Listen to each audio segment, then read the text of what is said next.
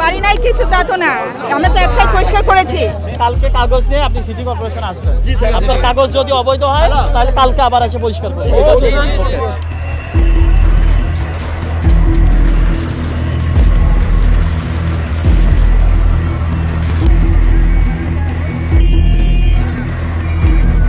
আমাদের কোনো নোটিশ দেয় নাই, প্রথম কারণ। নোটিশ আমরা দিব না। আবার বলেন, তারপরে বলেন।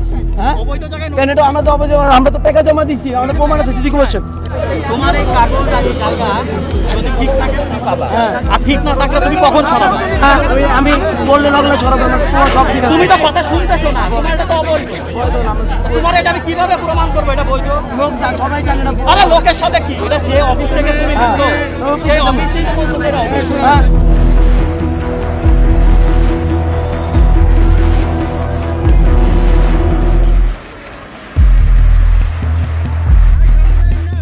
কালকে কাগজ নিয়ে আপনি সিটি কর্পোরেশন আসবেন। জি স্যার। আপনার কাগজ যদি অবৈধ হয় তাহলে কালকে আবার এসে পরিষ্কার করবেন।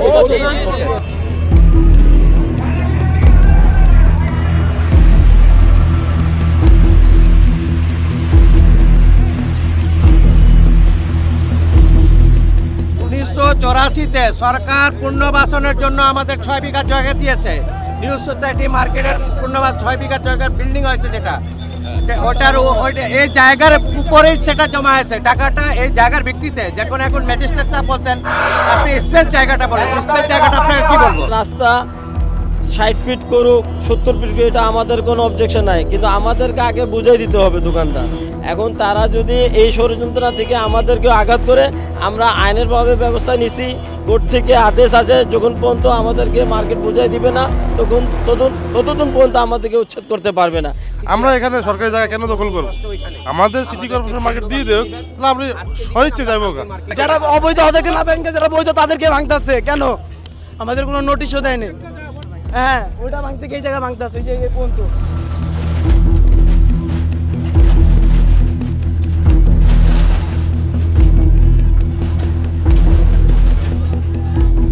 বাড়ি নাই কিছু তা তো না, আমরা তো এফআইআর পরিষ্কার করেছি। তাদের কিছু অ্যাপ্লিকেশন আছে, সেটা আমরা শুনবো, আবার যাচাই করব, করে আমরা আবার উচ্ছেদ অভিযান দিব। আপনারা তো বৈধতা নিয়ে এসেছিলেন। বৈধতা নিয়ে আসছে তাদের, আমরা তো মানুষের কথা শুনবো। আমরা তো সরকারের পক্ষ থেকে আসছি, মানুষের কথা শুনবো, শুনে আমরা যদি মনে হয় যে ইলিগাল আবার উচ্ছেদের ডেট দিব, আবার উচ্ছেদ করবো। শেষ আমরা ছোটবেলা থেকে দেখতেছি তারা দখল করে এই জায়গা রাখছে। আরও অনেক কিছু আছে ওই জায়গা, একটা জায়গা দখল করে 3 তলা বাড়ি বানায়া স্যান্ডেল কারখানা দিয়ে রাখছে। সব দোকান থেকে চাঁদা উঠাইতো, ওরা না দিলে মারধর করতো, মানুষের মাইরা কানের থেকে রক্ত পড়াই দিছে, ভ্যান থেকে টাকা নিত, চৌকি থেকে টাকা নিত, সবজির টাকা নিত, রাস্তায় যে সবজি বিক্রি করে তাদের থেকে টাকা নিত।